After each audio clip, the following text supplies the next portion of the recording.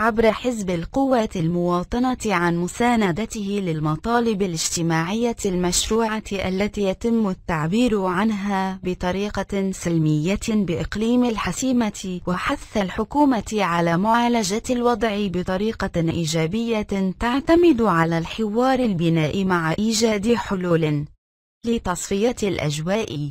وناشد الحزب مختلف الأطراف التحلي بروح المسؤولية والمواطنة، وعدم إتاحة الفرصة لبعض الجهات التي تسعى إلى استغلال مثل هذه الأوضاع وتحويلها إلى أزمات تمس بالاستقرار.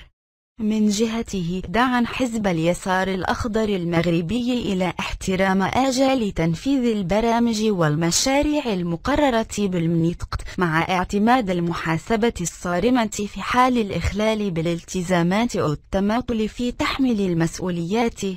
وعبر الحزب عن نبذه للعنف أيا كان نوعه ومصدره ومبرراته، مؤكدا على ضرورة تعزيز آليات الحوار والوساطة والتفاوض. كما شدد حزب الوحدة والديمقراطية من جانبه على ضرورة تحمل الحكومة لمسؤولياتها إزاء هذا الملف، وأخذ مطالب المواطنين بعين الاعتبار ومعالجتها بشكل فوري، فضلا عن خلق أوراش لتشغيل العاطلين وتوفير الخدمات الأساسية في التعليم والصحة والسكن والشبكة الطرقية، وكذا تفعيل المقتضيات الدستورية المتعلقة بربط المسؤولية بالمحاسبة في سائر القطاعات.